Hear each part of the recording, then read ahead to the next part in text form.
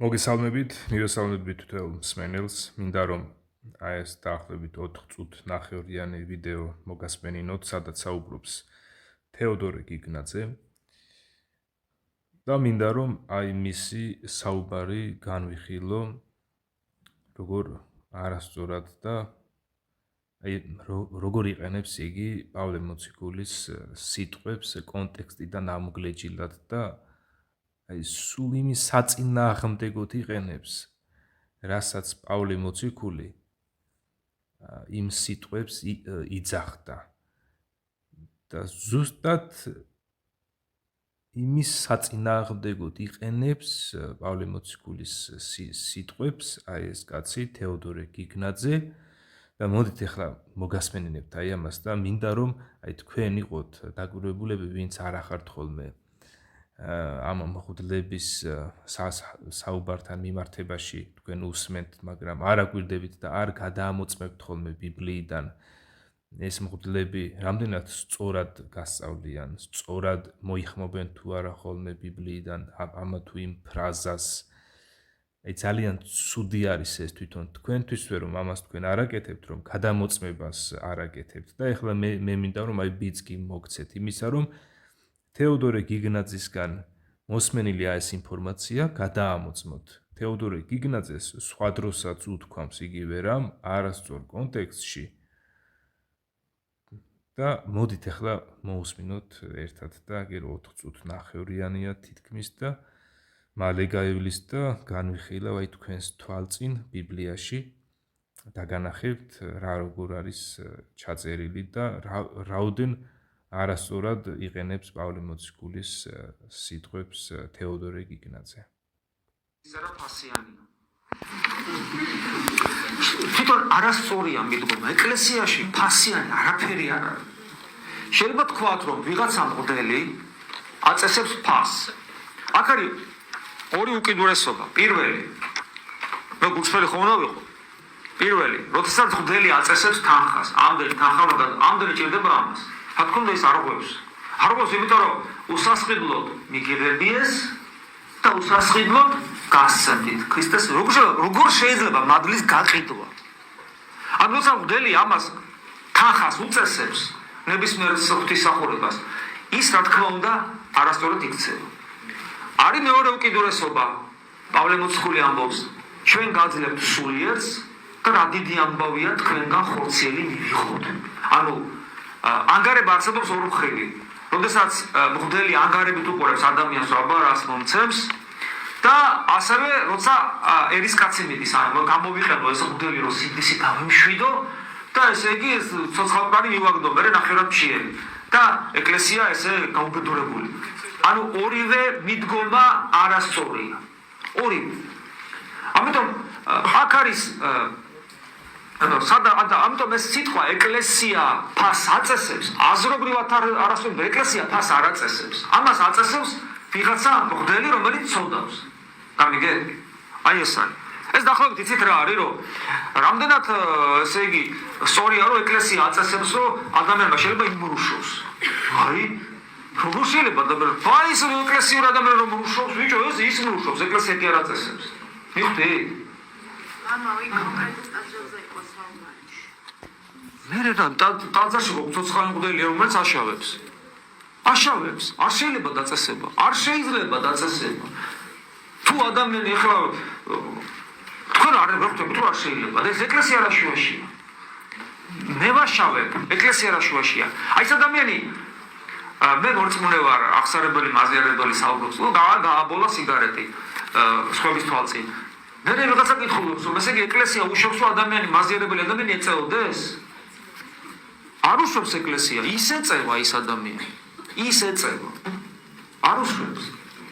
მღვდელი ისეთივე ნომინალური ერთეულია ეკლესიაში, როგორც ერის ადამიანი. მას შეუძლია ისევე დააშავოს, როგორც შეუძლია კი არა, მას უფლება კი არ აქვს დანაშაულის, მაგრამ შესაძლებლობა აქვს ისევე დააშავოს, როგორც ერისკაცი და ნომინალური ერთეულია. ის ეკლესიას არ წარმოადგენს. მაგრამ როცა ეს ტაძარში ხდება ხო ტაძარს არა, კიდევ ვინმე, ხო მღვდელმა ჯვარს ტაძარში დაწერს.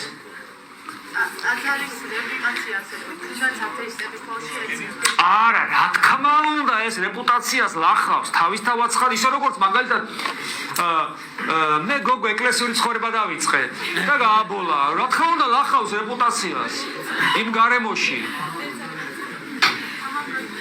ლახავს, მაგრამ გესმით, აქ ეკლესიის დეფინიცია როგორია?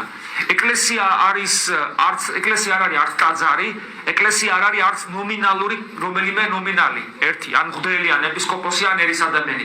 ეკლესია არის ქრისტეს მისტიური სხეული, როდესაც ჩვენ არა ვართ მარტო, არამედ ჩვენ ვართ ღმერთთან ერთად. გესმით, აი ეს არის ეკლესია. ამიტომ ეკლესიამ არ შეიძლება ცოდოს. პავლე მოციქული ამბობს, ეკლესია არის სვეტი და სიმტკიცე ჭეშმარიტებისა. ცოდავენ ნომინალური ერთეულები, რომლებიც ამ თავის საქციელი თავად ხალატობენ ქრისტეს ისე როგორც იუდას მოციქული იყო. რა თქმა უნდა, იუდას საქციელი სხვა შემთხვევაში ალბათ როცა ის ფულს იპარავდა, როგორც სახარებაში წერია, ვიღაცებს აბკოლებდა. მაგრამ ამ შემთხვევაში ეკლესია, რომელიც მაშინ 12 ადამიანისაგან შედგებოდა, არაფერშუაში არ იყო.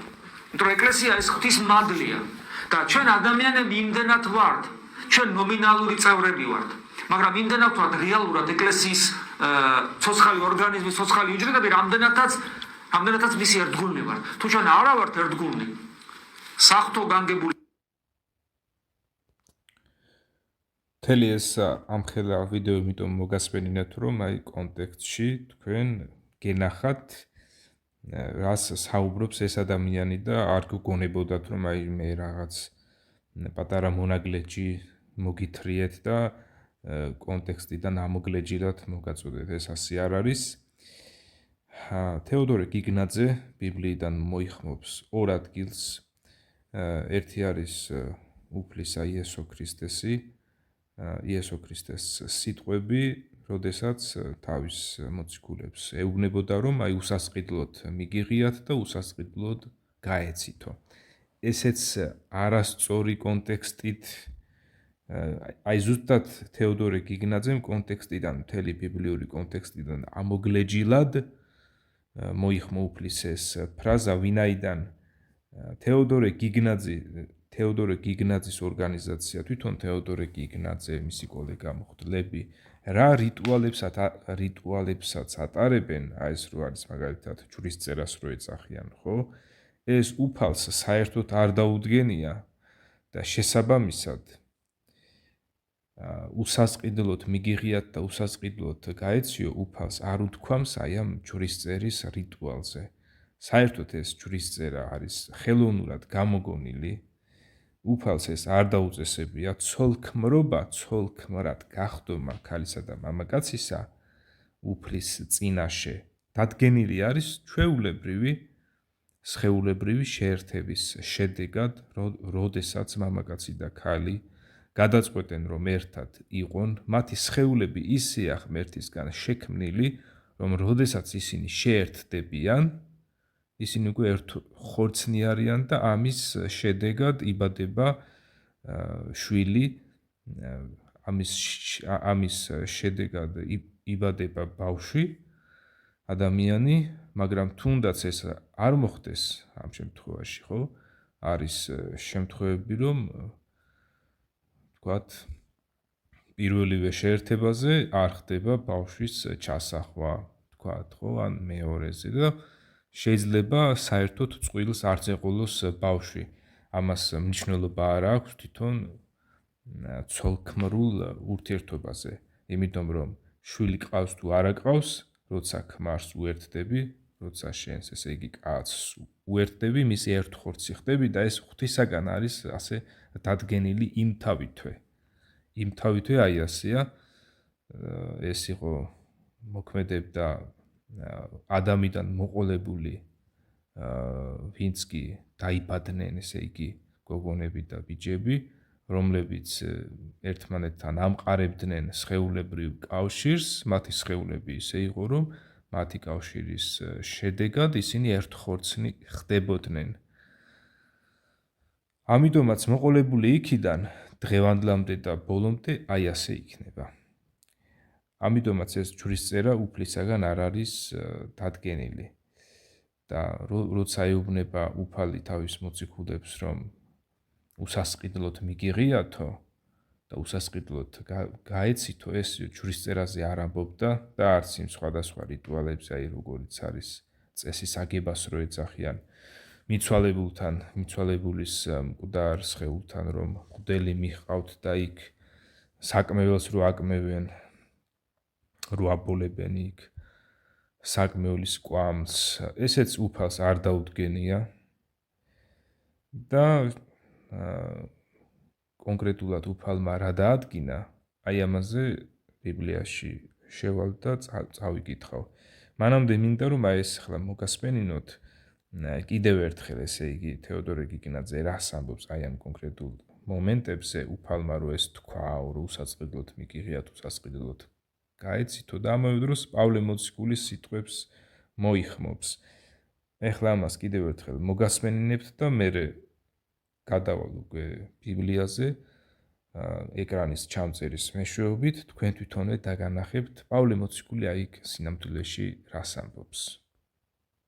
ამდენი თანხმობა ამდენი ჭირდება ამას. რა თქმა უნდა ის არ ღვევს. არ ღვევს, იმიტომ რომ უსასყიდლოდ მიგიღებიეს და უსასყიდლოდ გასცემდით. ქრისტეს როგორ შეიძლება მადლის გაყიდვა? ან როცა მღვდელი ამას თანხას უწესებს ნებისმიერ ღვთისმსახურებას, ის რა თქმა უნდა არასწორად იქცევა. არის მეორე უკიდურესობა. პავლე მოციქული ამბობს, ჩვენ გაძლევთ სულიერს და რა დიდი ამბავია თქვენგან ხორციელი მივიღოთ. ანუ ანგარება არსებობს ორი მხრივი. როდესაც მღვდელი ანგარებით უყურებს ადამიანს, რომ აბა რას მომცემს და ასევე როცა ერის კაცი მიდის, ანუ გამოვიყენო ეს მღვდელი, რომ სიდისი გამიმშვიდო და კარგით, ესე იგი აქ გავჩერდებით, თქვენ ისედაც უკვე მოსმინეთ სრულად, ესე იგი ამ ვიდეოს. კონკრეტულად პავლე მოციქული, რასაც ელაპარაკება ქრისტიანებს არ ელაპარაკება იმაზე, რომ ესე იგი თქვენ აუცილებლად ეს მე უნდა მომცეთო. ანუ ეს საჭმელი იქნება, ფულადი დახმარება იქნება თუ რა. და თეოდორე გიგნაძე ისე ლაპარაკობს, რომ თითქოს აი პავლე მოციქული ამას ამბობდეს. მოდით ახლა ბიბლიაში ერთად ვნახოთ სინამდვილეში პავლე მოციქული რას ამბობს. შეხედეთ, ეს არის პავლე მოციქულის წერილი კორინთელთა მიმართ, პირველი წერილი კორინთელთა მიმართ. მე-9 თავის მე-11 მუხლიდან წავიკითხავ ზუსტად აი ამ ადგილიდან, რა ადგილიც თეოდორე გიგნაძემ კონტექსტიდან ამოგლეჯილად მოიხმო და შეხედეთ ახლა. პავლე მოციქულის წერს ქალაქ კორინთოში მცხოვრებ ქრისტიანებს, ხოლო თუ ჩვენ მოციქულებმა, ესე იგი სულიერი სიკეთე დავთესეთ თქვენთვისო, განა დიდი ამბავი იქნება, რომ ხორციელი სიკეთე მოვიმკათ თქვენგანო? თუ სხვებსა აქვთ თქვენზე ამის უფლება, განა მით უმეტეს არ გვეკუთვნის ჩვენ, მაგრამ ჩვენ არ გვისარგებლია ამ უფლებით, არამედ დღემდე ვითმენთ ყველაფერს, რათა არაფრით შევაფერხოთ ქრისტეს სახარება. ნახეთ, ჩვენ უფლება გვაქვს ამისაო, ქრისტეს მოციქული ამბობს ამას, თეოდორე გიგნაძე კი არ ამბობს, ესე იგი ამას ამბობს პავლე მოციქული, ხლა სად პავლე მოციქული და სად თეოდორე გიგნაძე, ხო? პავლე მოციქული ამბობს, რომ ჩვენ გვაქვს ამის უფლებაო, რომ თქვენგან, ესე იგი ჩვენ რომ სულიერ სიკეთეს გითესავთო, დაგითესეთო. ჩვენ რომ მოვიმკათ თქვენგანო ხორციელი სიკეთეო. მაგრამ ჩვენო არ გვისარგებლია ამ უფლებითო. უყურეთ, მოციქულები, ესე იგი ეს პავლე მოციქული არ სარგებლობდა ამ უფლებით. არამედ თვითონ თავისი ხელით მუშაობდა იქ, კარვებს აკეთებდა, ყიდიდა და აი აქედან შემოსული თანხით თავის თავს ინახავდა, ასე ვთქვათ. თან ვინ? პავლე მოციქული. როცა იმ დროს არც ბიბლია იყო, ეს ბიბლიის მეორე ნაწილი იყო დაწერილი, არც ამხელა ტირაჟირებით იყო ზოგადად ბიბლია დღეს რომ არის და ადამიანებს ეზარებათ ბიბლიის წაკითხვა არ უნდათ და ამ თეოდორე გიგნაძესა და ამის კოლეგა მღვდლეებს უსმენენ და ამათ ფულს ურიცხავს საქართველოს მთავრობა მრავალ მილიონს ურიცხავს და ასევე სხვა შემოსავლებიც აქვთ თვითონ ამ მღვდლეებს ეგრეთ წოდებული შესაწირებითა და სხვადასხვა შემოსავლების სახით. როცა დღეს ბიბლია არსებობს უკვე მთლიანად, ესე იგი ახალი აღთქმის მთელი ეს წიგნებით, ძველი აღთქმის წიგნებთან ერთად მთლიანობაში ეს ერთი მთლიანობაა და ამავე დროს აგერ ბიბლიის პირველი წიგნი დაბადება. დაბადების დროს ის ძველი აღთქმა ჯერ არ იყო დადებული და დაბადებას არ შეიძლება ჩვენ ვუწოდოთ ძველი აღთქმა, იმიტომ რომ ის ძველი აღთქმა დღეს რომ ძველ აღთქმას ვეძახით, დადებული იქნა მოსეს პერიოდში, მოსეს დროს. ხო და ამიტომაც დაბადებას არ ეწოდება ძველი აღთქმის წერილი და ზოგადად ის ძველი აღთქმის წერილი კი არ იყო, ძველი აღთქმის მოქმედების დროს დაწერილი წერილებია, რაც ბიბლიის პირველ ნაწილში იყო დაწერილი, სანამ ესე იგი ქრისტეს მოციქულები დაიწყებდნენ უკვე აქტიურ ქადაგებებს და აგერ სულიწმინდა მათაც დააწერინა ეს წერილები, რომლებიც შევიდა ბიბლიის შემადგენლობაში და დღეს გვაქვს ბიბლიის შემადგენლობაში სულ 66 წმინდა წერილი მოყოლებული დაბადებიდან და დამთავრებული გამოცხადებამდე. ხო და ეს მთელი წერილი ასე ტირაჟირებულია, აგერ აპლიკაცია არის ინტერნეტ სივრცეში არის სხვადასხვა ვერსიები ქართულად ნათარგმნი ბიბლიებისა, ხო? ვიღაცამ იმუშავა აი ამაზე, რომ ეს გაკეთებულიყო, ხო, თქვათ. აგერ ინგლისურ ენოვან საიტებზე მრავალი ინგლისურ ენოვანი თარგმანია, რუსულ ენოვანი, ბერძნულ ენოვანი, სხვადასხვა ენოვანი, რომელმა ადამიანმაც აი რა ენა იცის, გერმანულ ენოვანი. და დღეს აგერ უფალი იესო ქრისტე და მისი მოციქულები, მისი წინასწარმეტყველნი აი აქედან ბიბლიიდან გვასწავლიან. ესე იგი, თვითონ ღმერთი უფალი თავისი ბიბლიის მეშვეობით გვასწავლის. და დღეს უფრო ადვილი არის მისი სიტყვის წაკითხვა და მოსმენა. და ამ დროს ადამიანები არ კითხულობენ ამას. მიდიან თეოდორე გიგნაძესთან, გიგნაძის საუბრებს უსმენენ. თან გიგნაძე ამბობს, რომ აი პავლე მოციქული ამბობს ვითომც, რომ აი ჩვენო შეგვიძლია რომ თქვენგანო ხორციელი სიკეთე მივიღოთო. და თან კონტექსტ ამოგლეჯილად. იმიტომ რომ პავლე მოციქული ამბობს, რომ ჩვენ არ გვისარგებლია ამ უფლებითო, არამედ დღემდე ვითმენთ ყველაფერსო, რათა არაფრით შევაფერხოთ ქრისტეს სახარებაო. პავლე მოციქული ამბობს ამას. პავლე მოციქული ამბობს აი ამას, რომ ჩვენ ამ უფლებით არ გვისარგებლიაო, ჩვენ გვაქვს უფლება რომ თქვენგან ხორციელი სიკეთე მივიღოთ, მაგრამ ჩვენ ამ უფლებით არ გვისარგებლიაო, არ ვსარგებლობთო ამ უფლებითო. გესმით? და სად ეხლა თეოდორე გიგნაძე, რომელიც კონტექსტ მოგლეჯილად იყენებს ამ პავლე მოციქულის აი ამ ფრაზას და ცდილობს, რომ თავისი ორგანიზაცია უზრუნველყოს შემოსავლებით,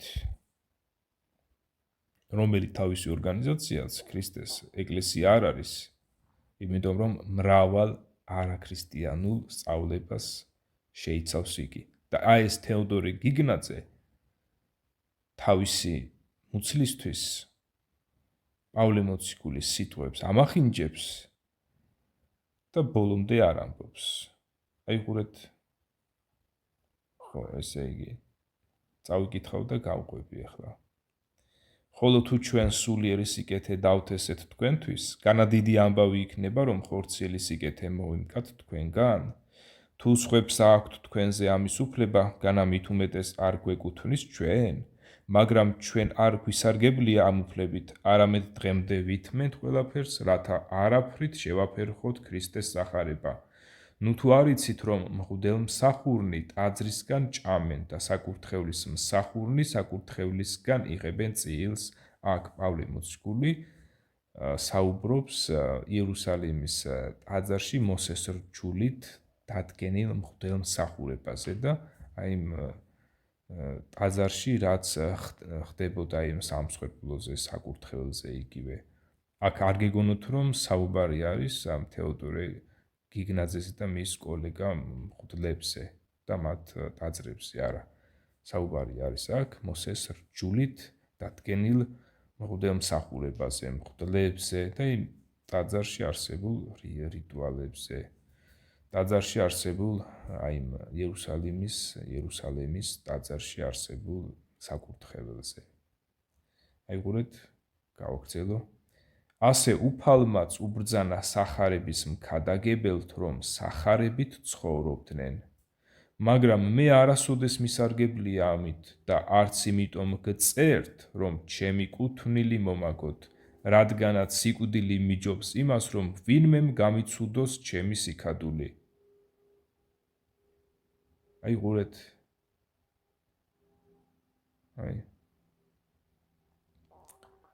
მე მაქვს უფლებაო რა თქვენ რო გიქადაგებთო, ესე იგი თქვენგან საზრდო მივიღოვო. კონკრეტულად იქ საკვები იქნებოდა თუ რაიმე სხვა ისეთი საშუალება, მაგრამ მე არასოდეს მისარგებლია ამითო და არც იმიტომ გწერთო, რომ ჩემი კუთვნილი მომაგოთო, რადგანაც სიკვდილი მიჯობს იმას, რომ ვინმემ გამიცუდოს ჩემი სიქადული. შეხედეთ, პავლე მოციქული რას ამბობს და ამ თეოდორე გიგნაძემ ამოგლიჯა პავლე მოციქულის ფრაზა კონტექსტს და მოირგო ბიჭმა. პავლე ამბობსო აი ამასო რა, ესე იგი პავლე მოციქული ამბობს აი ამასო, რომ აი ჩვენ გვაქვს უფლება, რომ თქვენგან ხორციელი სიკეთე მივიღოთო და არ იქა ხალხო ეხლა თქვენც ჩვენო, ესე იგი ჩვენ მღვდლეებსო, საპატრიარქოს ორგანიზაციასო ჩვენ ფულები უნდა მოგცეთო და საჭმელიო და ისაო, ხო რაც არის ეხლა შესაძლებელი რა იქნება, როგორ იქნება, ну ძირითადად ფული და იქ სხვა რაღაცებიც იქნება. ხო და ესე იგი პავლე მოციქული არ სარგებლობდა ამით, თავისი ხელით მუშაობდა. თან ვინ? პავლე მოციქული, რომელიც თავის ფეხით დადიოდა და თავისი ენით პირდაპირ ადამიანებს ელაპარაკებოდა. იმ დროს ეს წერილები ჯერ არ იყო დაწერილი, წერის პროცესში იყო. და თეოდორე გიგნაძე და ამდენი საქართველოში ამდენი მღვდელია, საპატრიარქოს ორგანიზაციას ყავს ეს ამდენი მღვდელი, ამდენი ეპისკოპოსები რო დაირქვეს, ერთ პატარა ციცქნას საქართველოში ჭამენ ესენი, აი ჭამენ საქართველოს დოვლათის გარკვეულ ნაწილს ჭამენ ეს საპატრიარქოს მღვდლები და ამ დროს პავლე მოციქული ერთი იყო და რამდენ ადგილას აგერ უფლის მადლით რამდენ ადგილას იქადაგა ღვთის სახარება ფეხით დადიოდა კაცი იქ ათენში ჩავიდა იქ მრავალ სხვადასხვა ქალაქში ჩავიდა პავლე თავის მხლებლებთან ერთად და ეს პავლე ამბობს რომ მე ვარ მისარგებლია იმ უფლებითო რომ მე თქვენგან შემიძლია ხორციელი სიკეთე მივიღოვო არამედ პავლე თავისი ხელით მუშაობდა თავისი ხელით აი ამაშია ესე იგი თქვენ ვინც თეოდორე გიგნაძეს უსმენთ და არ გადაამოწმებთ ხოლმე მისი მხრიდან მოსმენილი ინფორმაციას აი ესე იქნებით ინფორმაციულ ვაკუუმში და თქვენ ვერ გაიცნობთ ვერც უფალ იესო ქრისტეს ვერც მის სწავლებას ვერც მისი მოციქულების ორიგინალ სწავლებას რაც ბიბლიაშია მოცემული და ესე კონტექსტიდან ამოგიგლეჯავენ ეს თეოდორე გიგნაძე და მისი კოლეგა მღვდლები ამოგიგლეჯავენ აფრიალებენ ისე როგორც უნდათ ვინაიდან თქვენ მათ არ ამოწმებთ გადამოწმებას არ უკეთებთ აბა თეოდორე გიგნაძე იტყუება თუ არ იტყუება არ აკეთებთ ამას აი ვინც მას ასე ბრმად უსმენთ აი ამაშია საქმე რომ ეხლა მინდა რომ ერთ რამეს დავაკვირდეთ ერთად. ესე იგი აქ ხო ამბობს პავლე მოციქული რომ მე არ მისარგებლიაო იმ უფლებითო რომ აი თქვენგან ხორციელი სიკეთე მივიღოვო. იქ იქნება საკვები, გარკვეული თანხები რაღაცისთვის თუ სხვადასხვა მატერიალური აქტივები, ასე ვთქვათ. მე ამით არ მისარგებლიაო. მიუხედავად იმისა, რომ უფალმა სახარების მქადაგებლებსო ასე დაუწესაო, მაგრამ მე ამით არ მისარგებლიაო. პავლე მოციქული ამბობს აი ამას. გავაგრძელებ აი აქედან მე-16 მუხლიდან, რადგანაც თუ ვახარებ, აქ შეცდომა არის ვაბარებ არ უნდა ეწეროს, ვახარებ, ვითომ რა მაქვს სასიქადულო, ვინაიდან აუცილებლობით ეს მადევს ვალად და ვაიჩემს თავს თუ არ ვახარებ. რადგან თუ ნებით ვაკეთებ ამას, საზღაური მაქვს, ხოლო თუ ძალაუნებურად, მხოლოდ ჩემთვის მონდობილ მნეობას ვასრულებ. კი მაგრამ რაა ჩემი საზღაური? ის, რომ სახარების ქადაგებისას უსასყიდლოდ ვახარებ ქრისტეს და არ ვსარგებლობ მახარებლის უფლებით. აი უფალმა რო უთხრა თავის მოციქულებს, რომ უსასყიდლოდ მიგიღიათ და უსასყიდლოდ გაეცითო, რას გულისხმობდა ესე იგი უფალი? გულისხმობდა სახარების ქადაგებას, ქრისტეს სახარების ქადაგებას, რომ უსასყიდლოდ ახარებდა აგერ პავლე მოციქული და არ იღებდა ამაში გარკვეულ იმ მატერიალურ სარგებელს, რაც ესაჭიროებოდა მის სხეულს, ეს იქნებოდა საკვები იქნებოდა თუ სხვადასხვა საშუალებები. მიუხედავად იმისა, რომ პავლე მოციქული ამას თვითონ არ ითხოვდა, მაგრამ ასე ვთქვათ, დახმარებებს პავლე მოციქული იღებდა თუ რომელიმე ქრისტიანი მას დაეხმარებოდა, რა თქმა უნდა, ამაზე უარს იგი არ ამბობდა, მაგრამ აი ასე რომ უნდა ესე იგი თვითონ პავლე მოციქული ამას არ ითხოვდა. დააკვირდით ახლა ამას. და უფალი რო ამბობს, რომ უსასყიდლოდ მიგიღიათო და უსასყიდლოდ გაეცითო, აი პავლე მოციქული ამაზე ამბობს ზუსტად, რომ სახარების ქადაგებისასო უსასყიდლოდ ვახარებ ქრისტეს და არ ვსარგებლობ მახარებლის უფლებით. რადგან ყველასგან თავისუფალმა ყველას ვუმონე თავი, რათა უმრავლესნი შემეძინა. იუდეველებთან ვიყავი როგორც იუდეველი, რათა შემეძინა იუდეველნი. რჯულის ქვეშ მყოფთათვის როგორც რჯულის ქვეშ მყოფი, რათა შემეძინა რჯულის ქვეშ მყოფნი. ურჯულოთათვის ურჯულო, თუმცა არა ურჯულო ღვთისა, არამედ რჯულიერი ქრისტესი, რათა შემეძინა ურჯულონი. უძლურთათვის უძლური, რათა შემეძინა უძლურნი. ყველას ყველად ვექმენ, რათა მეხსნა ზოგიერთნი. ხოლო ამას ვასრულებ სახარებისთვის, რათა ვიყო მისი თანაზიარი. და მერე აგრძელებს. ეხლა უყურეთ, სადაც თვითონ იესო ქრისტე ამბობს უკვე აი ამას, რომ უსასყიდლოდ მიგიღიათ და უსასყიდლოდ გაეცითო. აი აქ რომ არ გულისხმობს იგი ამ ჯვრის წერას, მკვდართან მისვლას და ეგრეთ წოდებულ წესის აგებას და სხვადასხვა იმ რიტუალებს, რასაც საპატრიარქოს მღვდლები ატარებენ. აი ახლა ამის დასამტკიცებლად პირდაპირ ღვთის ბიბლიიდან წავიკითხავთ სრულ კონტექსტში აი ამ მონაკვეთს. აი ყურეთ.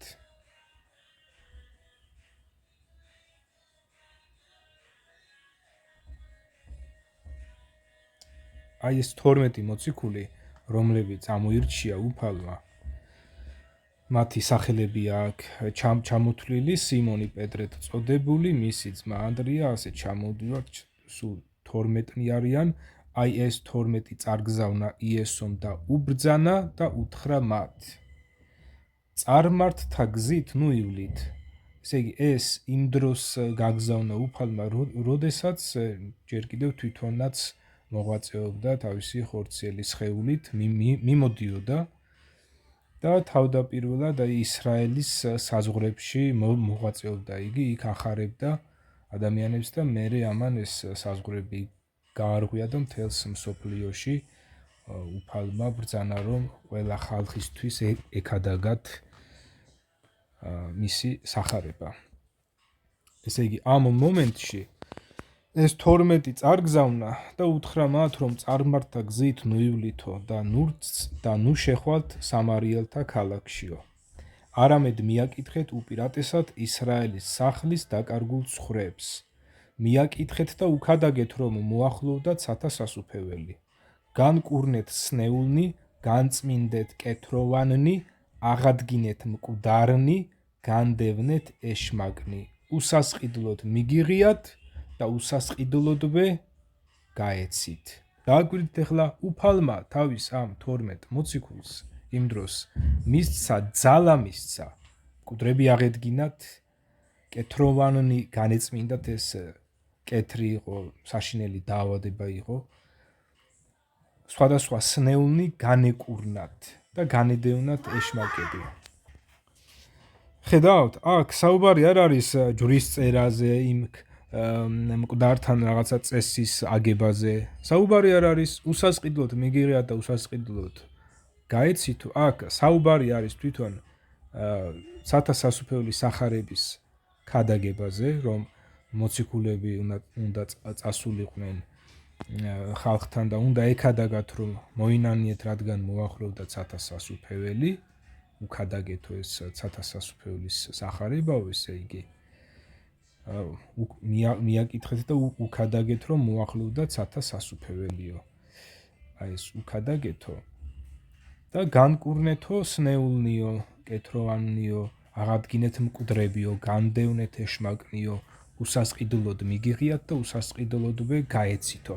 აი თეოდორე გიგნაძე უფლის აი ამ სიტყვებს დამახინჯებულად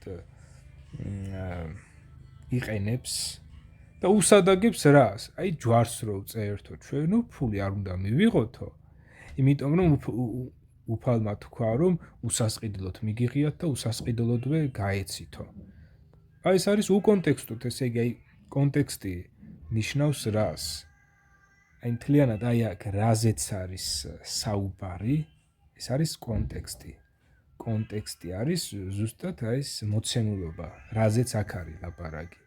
და როცა ამ მოცემულობიდან, ესე იგი ამ კონტექსტიდან, როცა აი ამ ესე იგი 1 2 3 4 5 სიტყვიან წინადადებას ამოგლეჯავ და მიუსადაგებ შენს რაღაცა რიტუალს, რომ აი მე რო ჯვარს ვწერო, უფალმა მითხრაო რომ უსასყიდლოდ მიგიღია და უსასყიდლოდ გაეციო, აი ეს არის უკვე დამახინჯება, იმიტომ რომ უფალი აქვს სხვა რამეს ამბობს.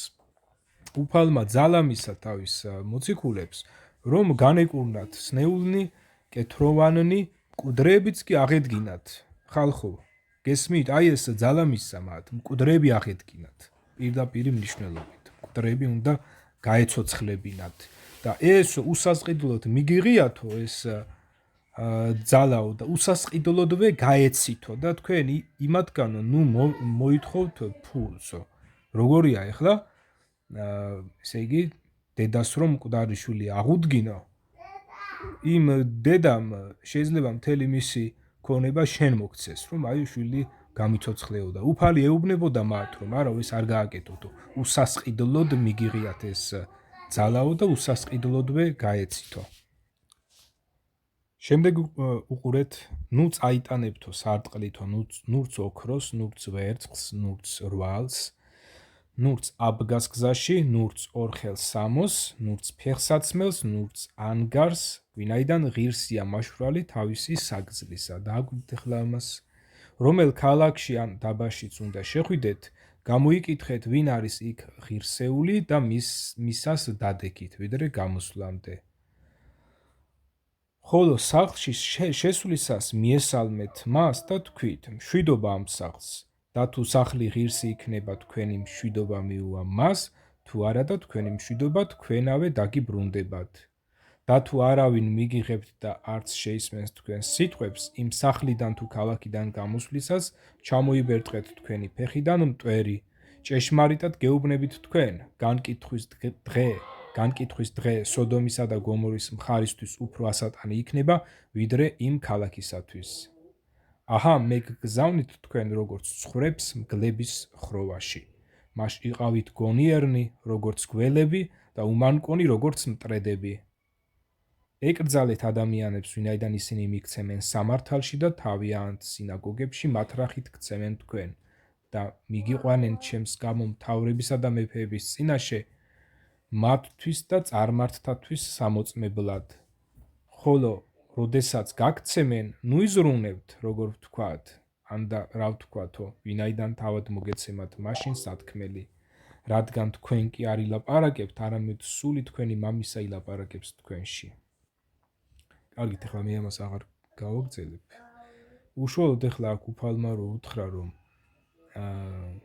ესე იგი ოქროსო და სხვადასხვა ნივთებსო ნუ წაიღებთო, რადგან ღირსია მაშვრალი თავისი საგძლისაო. აქ ეუბნება ამავე დროს, რომ რომელ ქალაქშიც და დაბაშიც შეხვალთო, აი იქო გამოიკითხეთო, ვინ არის ღირსეულიო და მისას დადექითო, ანუ მის სახლში დადექითო და ესე იგი იქ რასაც მიუტანდნენ, თქვათ, იქ საჭმელს, ძირითადად ხო ის უნდა ეჭამათ. ახლა ეს საკითხი უფრო ზუსტად რომ დავაზუსტოთ, ამისათვის აგერ ლუკადან, სახარება ლუკადან, აი აქედანაც წავიკითხავ, რომ აი მთლიანი სურათი დავინახოთ, როდესაც უფალმა უთხრა თავის მოციქულებს, რომ უსასყიდლოდ მიგიღიათო, ეს ძალაო, ესე იგი რომ მკვდრები აღადგინოთო და სნეულნი განკურნოთო და ეს სასუფეველი იქ ადაგოთო. ამავე დროს შეხედეთ ახლა ლუკასთან კიდევ უფრო რომ შევავსოთ აი ეს საკითხი ღმერთი ყველანაირად ესე იგი სხვადასხვა კუთხით გვანახებს ჩვენ აი ამ საკითხს და ლუკასთან მეათე თავში ჩაწერილია აი ასეთი რამ რომ ესე იგი აირჩია უფალმა სხვა 70 მოწაფეც და წინასწარ წარგზავნა ისინი წყვილ-წყვილად იმ ქალაქებსა თუ სოფლებში, სადაც თვითონ აპირებდა მისვლას. ესე იგი, ჯერ თავისი მოციქულები დაგზავნა 70 და მერე თვითონაც უნდა მისულიყო იქ. უთხრა მათ ამ 70 მოციქულს, სამკალი ბევრია, მაგრამ ცოტანი არიან მომკალნი. მაშ ევედრეთ სამკალის პატრონს, რათა მუშაკნი მოავლინოს თავის სამკალში. წადით, აჰა, მე გგზავნით თქვენ როგორც კრავებს მგლებს შორის. ნუ წაიტანებთ ნურც ფუთას, ნურც აბგას, ნურც ფეხსაცმელს და ნურავის მიესალმებით გზაში. რომელ სახლშიც უნდა შეხვიდეთ, თავდაპირველად თქვით, მშვიდობა ამ სახლს. თუ იქნება იქ ძე მშვიდობისა, მასზე დაიბანებს თქვენი მშვიდობა. თუ არადა, თქვენვე დაგიბრუნდებათ. იმავე სახლში დარჩით. ჭამეთ და სვით, რაც აქვთ, რადგან ღირსია მაშვრალი თავისი საზღაურისა. ნუ გადახვალთ სახლიდან სახლში. დააკვირდით ახლა მათესთან უფალი ამბობს, რომ უსასყიდლოდ მიგიღიათო ეს ძალაო, ეს ინფორმაციაო, სასუფეველზეო და ასევე დართა აღდგომის ძალაო და სხვადასხვა მკურნალ, სხვადასხვა სნეულთა განკურნების ძალაო, უსასყიდლოდ მიგიღიათო, უსასყიდლოდ გაეცითო. იქაც ეუბნება, რომ ესე იგი ამ სახლში დარჩენას და აქაც რომ სადაც მიგიღებენო, იმავე სახლში დარჩითო. და ჭამეთ და სვით, რაცა აქვთ, რადგან ღირსია მაშვრალი თავისი საზღაურის. ესე იგი, თქვენ რომ იშრომებთო, რომ ელაპარაკებითო მათო, აი ისინი რასაც შემოგთავაზებენო, ისე ჭამეთო. ესე იგი, აი მათ ჩვეულებრივი სუპი რო შეეთავაზებინათ, ვთქვათ, უნდა ეჭამათ. ჩვეულებრივი სუპი. რაღაცა მწვადი რო შეეთავაზებინათ, ისიც უნდა ეჭამათ. აი ამაშია ლაპარაკი. ესე იგი, თვითონ ესენი არ იღებდნენ რაიმე გასამრჯელოს. კი ბატონო, ესენი თვითონ არ იღებდნენ, არამედ ეს ძირითადად აქ საუბარი არის საკვებზე, რომ რასაც თქვენი მსმენელები გაჭმევენო, აი თქვენ რო ელაპარაკებითო, ხო? და მათ მკვდრებს რო აღადგენთო, მათ სნეულებს რო განკურნავთო. აი ისინი რასაც გაჭმევენო, ის მიიღეთო. ესე იგი, აქ საუბარი არ არის ჯვრის წერაზე, საუბარი არ არის ამ, ვთქვათ, იქ მკვდართან ეგრეთ წოდებულ წესის აგებაზე, ეს მოხდლები რო არიან და საცეცხლურები რო უჭირავთ ხელში და აბოლებენ ამ საკმეულის კვამს, აკმევენ, ამაზე არ არის ლაპარაკი. ძალიან ცხადად არის აქ მოცემული ინფორმაცია, რაზეც არის საუბარი. და ამიტომაც თეოდორე გიგნაძე, როდესაც თავისი ორგანიზაციის რაღაცა ვიწრო შეთითხმილ სწავლებას გვთავაზობს, რომ აი ჩვენო ჯვარს ვწერთ, ადამიანებს ვაუღლებთო, ესე იგი ცოლქმრად ვახდენთო ამათო, ცოლქმარნი ხდებიანო ჩვენი მეშვეობითო და ამიტომ უფალი ამბობს, რომ უსასყიდლოდ მიგიღიათ, უსასყიდლოდ გაეცითო. ეს არის პირდაპირ ბოროტად გამოყენება უფლის სიტყვების და არასწორი რაღაცის გასამართლებლად, რასაც უფალი არ მოიწონებს, იმიტომ რომ უფალმა სულ სხვა რაღაცაზე უთხრა, კონკრეტულად იმ დროში მცხოვრებ თავის მოციქულებს და დღევანდელობაში მთელი ეს სახარება ჩაწერილი უკვე ბიბლიაშია, ყველას სახლში უდევს და მე რატომ უნდა მივიდე, ესე იგი, თეოდორე გიგნაძესთან, როცა შემიძლია სახლში აგერ ინტერნეტში შევიდე, წავიკითხო. ყველას, ესე იგი, მე რო ვთქვი, რომ ყველას სახლში უდევს, მე ვთქვი, დავაკონკრეტებ, ესე იგი, ყველას, ვისაც აქვს ინტერნეტი, ან ყველას, ვისაც აქვს თუნდაც ბიბლია ასე ხელშესახები ფორმით, მას შეუძლია, რომ სახარება პირდაპირ აქედან ისწავლოს, რა არის იესო ქრისტეს ეს სახარება. ამავე დროს ინტერნეტში არის ბიბლიის ელექტრონული ვერსიები, შეუძლია ყველა ადამიანს შევიდეს და ბოლო ადამიანი, რომელსაც არც ინტერნეტი აქვს, არც ხელშესახები ესე ნივთის სახით არ უდევს სახლში ბიბლია. თქვათ, ხო?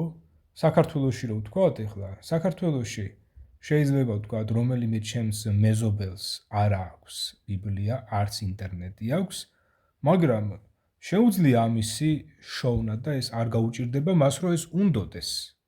რომ უნდოდეს, მით უმეტეს საქართველოში ინფორმაცია არის, ხო, იესო ქრისტეზე და აგერ ქართველები უმეტესი ნაწილი თავის თავს ქრისტიანებს უწოდებენ მინიმუმ ეს ზოგადად ერის დონეზე, რომ აი ჩვენ ქართველები ქრისტიანები ვართო და აი რო შეიკითხები კონკრეტულად, აბა შენ რანაირი ქრისტიანი ხარო, აბა იესო ქრისტე რას ქადაგებს თქო, აი ეს სახარება რა არის, იესო ქრისტემ რა სასიხარულო ამბავი მოიტანა, რომელ ამბავსაც სახარება ეწოდება, აი რამდენი გიპასუხებს.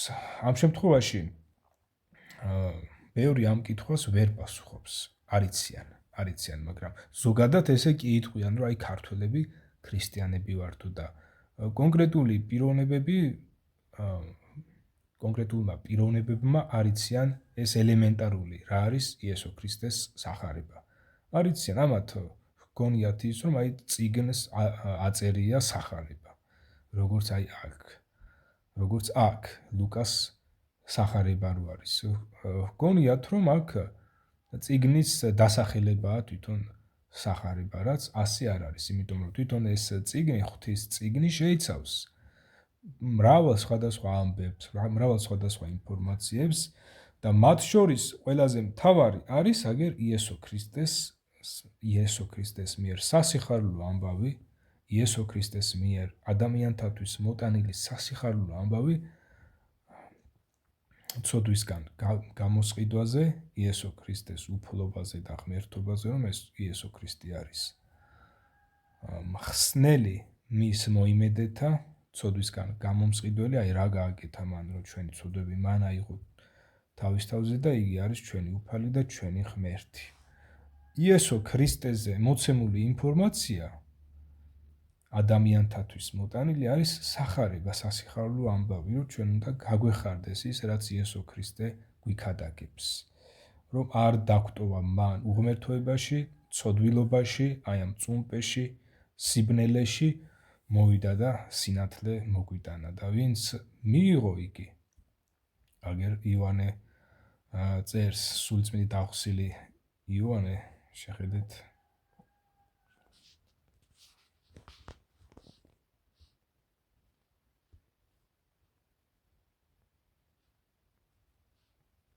ხოლო ყველას, ვინც შეიწყნარა, იგი მისცა ხელმწიფება ღმრთის შვილებად წოდებულიყვნენ, ყველას, ვისაც სწამს მისის სახელი. და ვინც არა სისხლისაგან, არა ხორცის ნებისაგან, არა მამაკაცის ნებისაგან, არამედ ღმრთისაგან იშვნენ. ხო, ყველას, ვისაც სწამს მისის სახელი. აქ იესო ქრისტეზეა ლაპარაკია, მთელი ეს თქვენ თვითონვე წაიკითხეთ.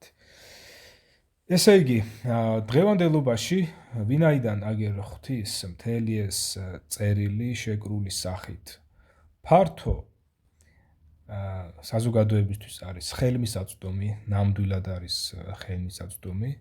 აგერ თქვენ ეხლა ვინც მე მისმენთ, თქვენთვისაც არის ხო აგერ ხელმისაწვდომი. აი ეს არის ბიბლიის აპლიკაცია. შეხედეთ, აიყურეთ. აი, აპლიკაცია. სად იპოვით ამას? აიყურეთ აპლიკაცია, ხო? შეხედეთ, აი ეს არის Play Store, შეხედეთ. შევდივარ აი აქ Play Store-ში. ჩანს, ხო? იცით რა არის Play Store. აი აქ ვწერ ბიბლია. აიყურეთ, ჩამოვდივართ. აიყურეთ ბიბლია. აი ეს ამაქვს ახლა გადმოწერილი. მე ეს გადმოვიწერეთ, თქვენც შეგიძლიათ გადმოიწეროთ და წაიკითხოთ. ხო. აი შეხედეთ ახლა აქ Play Store-ში ბევრი აპლიკაციაა. მათ შორის არის აი ეს. აი ეს არის იეჰოვას მოწმეთა ორგანიზაციის მიერ გამოცემული წიგნი, რომელსაც არ უნდა ენდოთ, იმიტომ რომ ეს არის გადაკეთებული ვერსია თვითონ ამ ორგანიზაციამ. თავისი დოქტრინა რომ ასე ვთქვათ, გაეправებინა ბჭყალებში ოღონდ ეს გაეправებინა. ამისათვის აიღო ბიბლია და მრავალი ადგილი ბიბლიისა შეცვალა, გადააკეთა და გამოუშვა სრულიად სხვა წიგნი, რომელიც რეალურად აღარ არის ღვთის ბიბლია.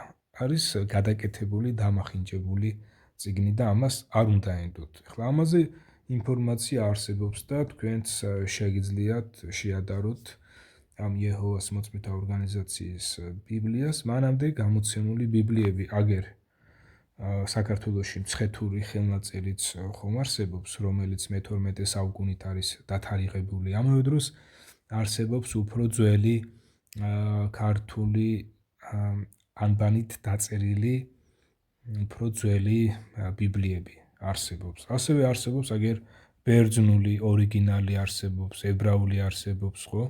ინგლისურენოვანი ძველი ბიბლიები არსებობს, თქვათ. ხო და ამიტომაც შეგიძლიათ თქვენ შეადაროთ და თქვენ თვითონვე გაარკვიოთ ის, რომ იეჰოვას მოწმეთა ორგანიზაციის მიერ გამოცემული წიგნი არის უკვე შეცვლილი და დამახინჯებული. ხო, ეს ცნობისთვის გითხარით ეს. ესე იგი, დღევანდელობაში აგერ თუნდაც აი ეს აპლიკაცია, მიუხედავად იმისა, რომ სხვადასხვა ხარვეზებს ნამდვილად შეიცავს, აი მაგალითად რა ხარვეს უყურეთ მათესთან რო შევდივარ, ხო? ეს არის ძველი აღთქმა, ახალი აღთქმა, ეს პირობითად მთლიანობაში ეს ერთი მთლიანი წიგნია, შევდივართ აი აქ მათესთან. აი უყურეთ, პირველი მუხლი აკლია. აქ უნდა ეწეროს რა? აი ეს არის ხარვეზი არის და სერიოზული ხარვეზია, ამას ყურადღება უნდა მივაქციოთ. პირველ მუხლში, რომელიც აქ არ არის ჩაწერილი, როგორც ჩანს, ტექნიკური ხარვეზია ეს.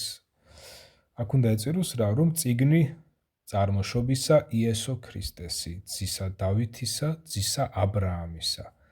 აბრაამმა შვა ისააკი, ისააკმა შვა იაკობი, იაკობმა შვა იუდა და მისი ძმები, ხოლო იუდამ შვა ფარეზი და ზარა თამარისაგან.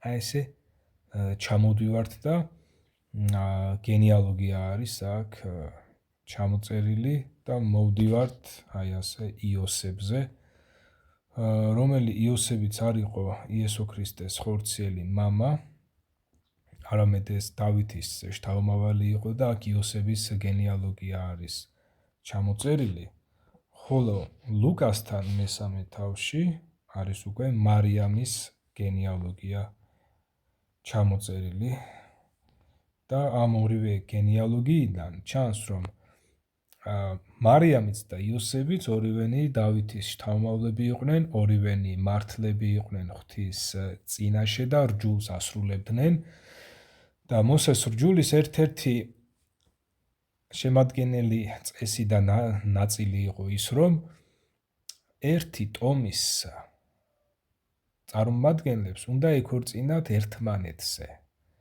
მთლიანად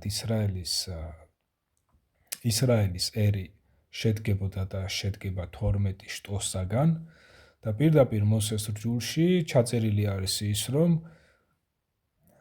თითოეული ტომის ქალები და მამაკაცები უნდა დაქორწინებული იყვნენ მხოლოდ თავის თანატომელებზე.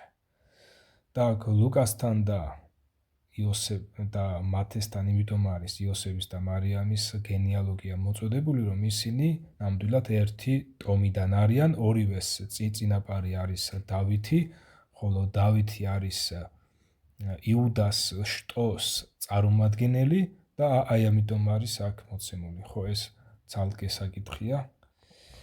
ეს ჩანართის სახით გავაკეთე ამისი განმარტება ბიბლიაზე დაყრდნობით. აი ყურეთ, ესე იგი მათესთან ეს პირველი მუხლი რო აკლია, ამას თქვენ ყურადღება უნდა მიაქციოთ და პრინციპში აქვე ჩანს ეს, რომ რაღაცა ვერ არის რიგზე და პირველი მუხლი აკლია, ხო, იმიტომ რომ აგერ პირველთან არაფერია ჩაწერილი და მეორედან იწყება და აქ უკვე ემჩნევა, რომ ტექსტი აკლია.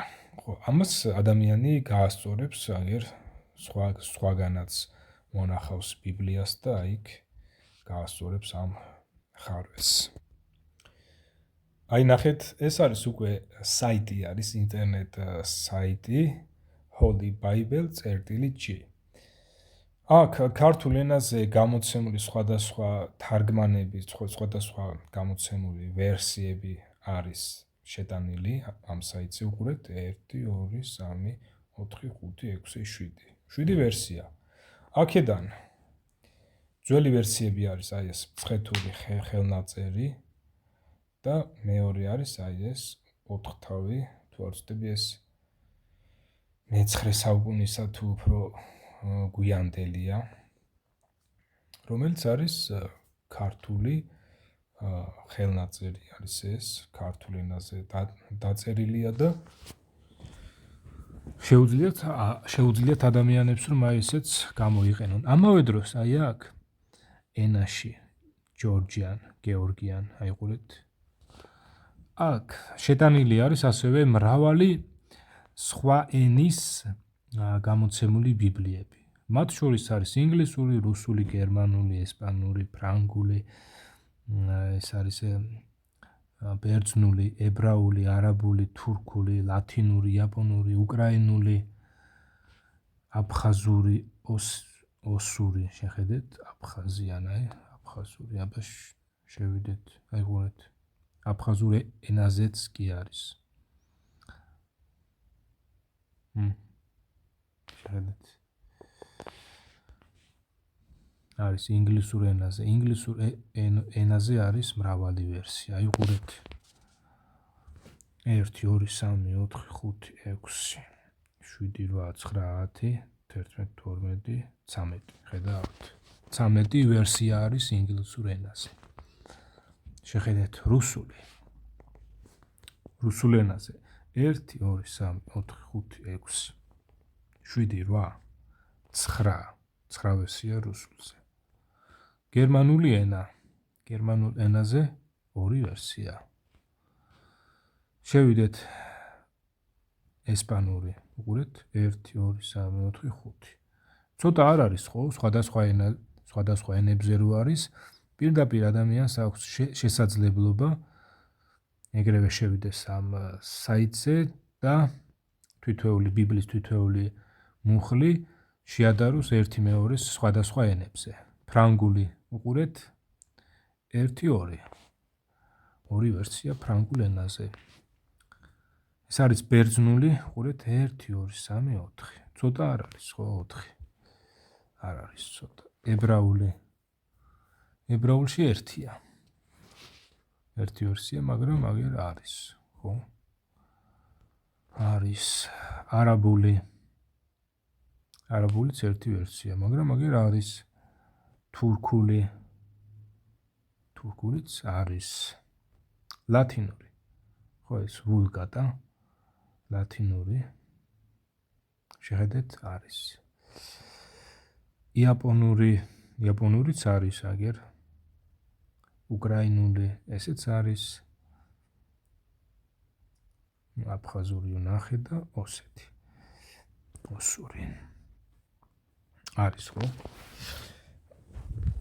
ესე იგი დღევანდელობაში არის ხელმისაწვდომობა იმისა რომ ადამიანებს უკვე თვითონ ამ წერილიდან ეხარებათ იესო ქრისტეს სახარება იესო ქრისტეს ამბავი და მით უმეტეს ახლა თეოდორე გიგნაძეს ხო რომელიც თავისი ორგანიზაციის მიერ ხელოვნურად შეთითხნილ რიტუალებს ატარებს და აი ამას უსადაგებს უფლის სიტყვებს რომ უსასყიდლოდ მიგიღიათ და უსასყიდლოდ გაეცითო ეს იმთავითვე თეოდორე გიგნაძე იმთავითვე გატყუებთ იმთავითვე იმიტომ რომ უფალს უკვე წავიკითხეთ ერთად რომ უფალს ამ რიტუალებზე არ უთქვამს რომ აი ეს რიტუალების შესრულების უფლება უსასყიდლოდ მიგიღიათ და უსასყიდლოდ გაეცით უფალს ეს არ უთქვამს უფალმა თქვა ის რომ აი ეს მკვდრების აღდგენის ძალა სნეულთა განკურნების ძალა რაც მოგეცითო ესე იგი ეს უსასყიდლოდ მოგეცითო თქვენგან ფული არ გამომირთმევია თქვენთვის ფული აი ამაშიო და თქვენც უსასყიდლოდ გაეცითო ესო უსასყიდლოდ აღუდგინეთო ადამიანებს მკვდრებიო ფული არ გამოვართვათო ესე იგი უსასყიდლოდ განკურნეთ მათი სნეულნიო უფალს არ უთქვამს რომ ჯვარი დასწერეთო ხალხსო და აი ამითო ვითომ ცოლქმრად გახადეთო ეს არ უთქვამს ამაზე არ უთქვამს რომ აი ეს ჯვრის წერის ნება უსასყიდლოდ მოგეცითო და უსასყიდლოდ გაეცითო ეს ასე არ არის ამიტომაც არის რომ ესე იგი თეოდორე გიგნაძე იმთავითვე გატყუებთ იმთავითვე იტყუება და ამიტომ არის რომ თქვენ ვინც თეოდორე გიგნაძეს უსმენთ ასე ბრმად არ უნდა უსმინოთ მას ასე ბრმად არ უნდა უსმინოთ მის კოლეგა მღვდლებს აიღეთ ბიბლია თქვენ თვითონვე გადაამოწმეთ აი ძალიან ადვილი რამ არის რა ლაპარაკობს აგერ თეოდორე გიგნაძე ბიბლიიდან მოიხმო რაღაცა ფრაზა თქვენ ხო იცით ეს რომ ბიბლიიდან მოიხმო ეს ფრაზა თუ არ იცით მაშინ გაარკვიეთ შეიკითხეთ აბა ბატონო თეოდორე რა იცით რომ უფალი ამას ამბობს რომ უსასყიდლოდ მიგიღიათ და უსასყიდლოდ გაეცითო სად ამბობს ამას თქო გიპასუხებთ ის რომ აგერ ღვთის წერილში არის ეს ჩაწერილი თქვა ხო ან გიპასუხებთ რომ აგერ მათესთან არის ჩაწერილიო თქვენც აიღებთ ამას გადაშლით აიყურეთ შეხვალთ მათესთან აი აგერ ბიბლიას გადაშლით მათესთან მეათე თავში მერვე მუხლში მართლაც გაიგებთ რომ ეს უფალს უთქვამს მის იმდროინდელი მოციქულებისთვის და არა თეოდორე გიგნაძესთვის რომ უსასყიდლოდ მიგიღიათ და უსასყიდლოდვე გაეცითო მაგრამ რაზე ამბობს ამას რასთან დაკავშირებით ამბობს განკურნეთ სნეულნი განწმინდეთ კეთროვანი აღადგინეთ მკვდარნი განდევნეთ ეშმაკნი უსასყიდლოდ მიგიღიათ უსასყიდლოდ გაეცით აი ამაზე ამბობს უფალი არ ამბობს დასწერეთ ჯვარი ცოლქმრად შეაუღლეთ უფალი არ ამბობს მკვდართან მიდით წესის აგებაზე უსასყიდლოდ მიგიღიათ უსასყიდლოდ გაეცითო ამას არ ამბობს უფალი ამას არ ამბობს მიაკითხეთ და უკადაგეთ რომ მოახლოვდათ სათა სასუფეველიო ეს უკადაგეთო განკურნეთო სნეულნიო გაწმინდეთო კეთროვანიო აღადგინეთ მკვდარნიო განდევნეთ ეშმაკნიო უსასყიდლოდ მიგიღიათ და უსასყიდლოდვე გაეცითო ესე იგი თქვენ, როდესაც ამას გაიგებთ, რომ უფალი სულ სხვა რაღაცაზე ეუბნებოდა მის მოციქულებს, რომ უსასყიდლოდ მიგიღიათ და usasqidlod გაეცითო და ეს თეოდორე გიგნაძე კიდევ გატყუებთ, რომ ვითომც უფალს ეს ეთქვას ამ ჯვრისწერაზე და მკვდართან ეგრეთ წოდებულ წესის აგებაზე. აი ამაშია საქმე. მსმენელებო და აგერ თქვენ მოусმინეთ, ესე იგი, ნებისმიერ ადამიანს, ვისაც თქვენ უსმენთ, აი ასეთ სასიცოცხლო და აუცილებელ საკითხებზე, ამიტომაც თქვენ უნდა გადაამოწმოთ ეს ინფორმაცია და არ ინდოთ მათ, იმიტომ რომ გარდაიცვლებით, თქვენ იქ ვერავინ გამოგესარჩლება თან თეოდორე გიგნაძის თამადობით და თეოდორე გიგნაძე თავის საკუთარ თავსაც ვერ გამოესარჩლება, თუ კი აი ამ არასწორ სწავლებაში დარჩება და არ მოინანიებს და იესო ქრისტეს სწავლებას ისე არ ირწმუნებს, როგორც თვითონ იესო ქრისტე გვასწავლის.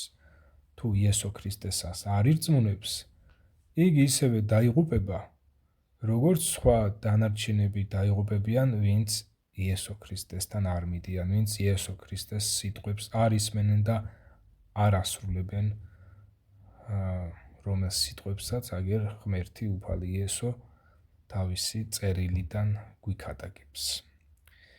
სულ ეს იყო, რაც მინდოდა მეთქვა, ფართოდ ვისაუბრე ამ საკითხზეც, კონკრეტულად თეოდორე გიგნაძე რას გატყუებთ, ასე ფართო საზოგადოებას, ასე საჯაროდ იტყუება.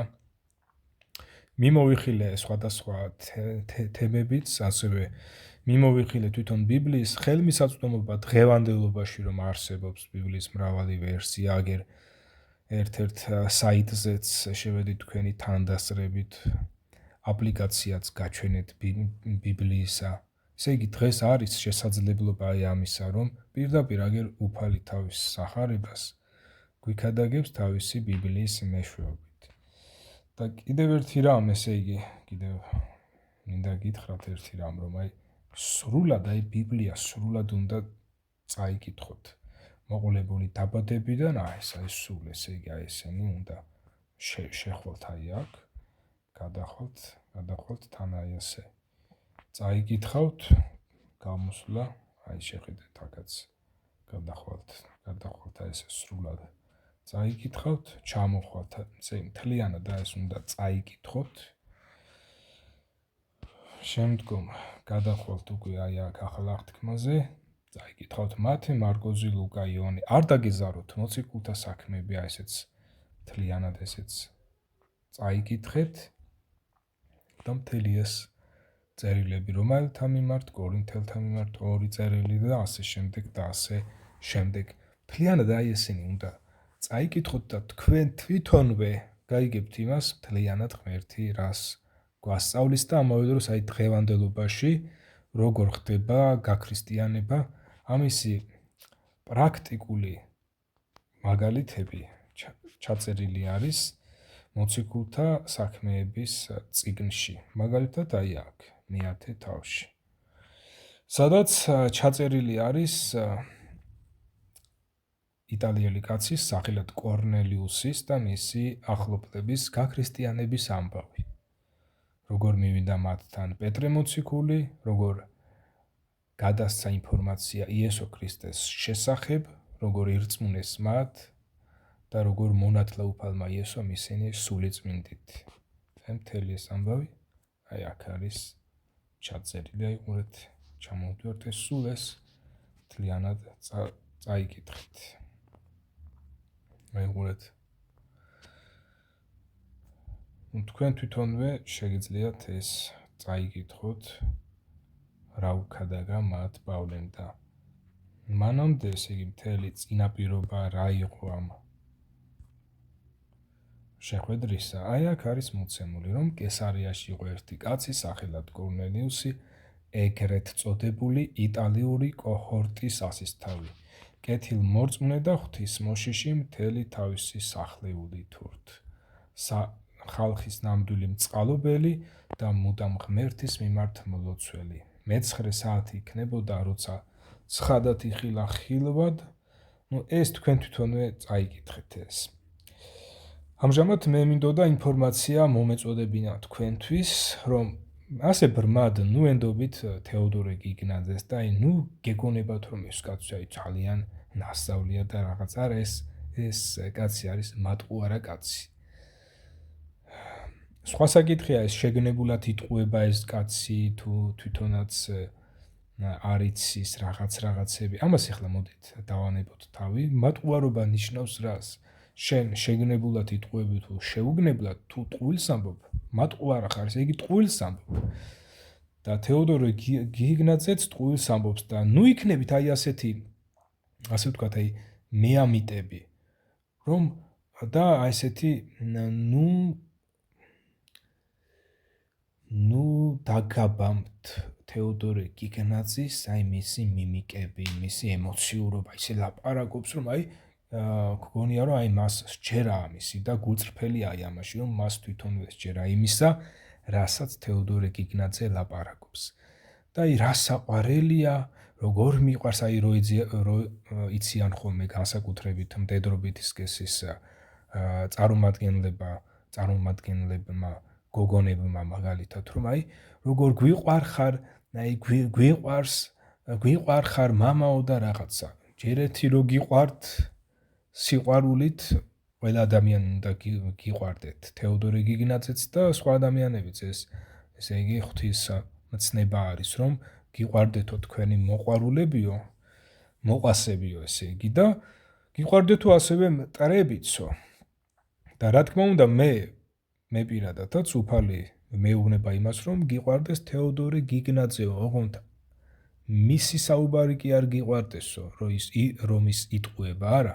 გიყვარდესო და სიყვარულისა დადასტურება არის ისიც, რომ მე აგერ ვილაპარაკო და თეოდორე გიგნაძეს ყურებამდეც მივიდეს ეს საუბარი და იქნებ ისიც გონს მოეგოს და აგერ უფალმა ჭკუაზე მოიყვანოს და დაემორჩილოს igits უფალს და უფლის წერილს. და ახლა იმის თქმა, რომ გვიყვარს ჩვენი მამაო თეოდორე და ამ დროს შენც იმასთან ერთად ტყუილში რჩები ისიც და ორივენი ერთად ჯოჯოხეთში ამოყოფთ თავს. და რა სიყვარული ეს არის? რა სიყვარულია ის, როდესაც ადამიანისთვის სიკეთე არ მოგაქვს, არამედ შენი ამ უსწავლელობით, შენი ამ გადაუმოწმებლობით, რომ თეოდორე გიგნაძის საუბარს არ ამოწმებ, არ გადაამოწმებ ესე იგი. და შენი უსწავლელობით, უბიცობითა და უცოდინრობით საკუთარ თავსაც იღუპავ და თეოდორე გიგნაძესაც იღუპავ. რა სიყვარული ეს არის?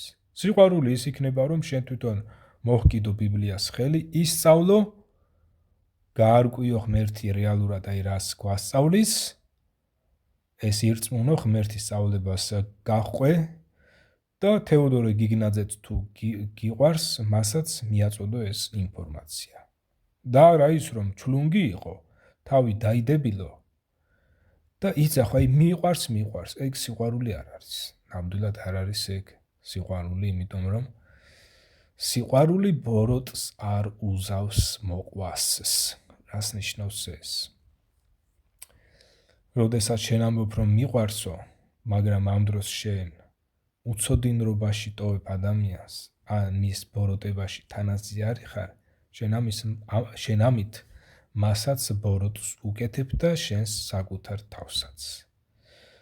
აბა, წარმატებებს გისურვებთ ამ კეთილ საქმეში, რომელსაც ქვია ღვთის ბიბლიის შესწავლა, მის დამით დაჯერება, რწმენა, ესე იგი, იესო ქრისტესადმი რწმენა და იესო ქრისტეს გაყოლა, რომ გაჰყვეთ იესო ქრისტეს. წარმატებები ამ კეთილ საქმეში.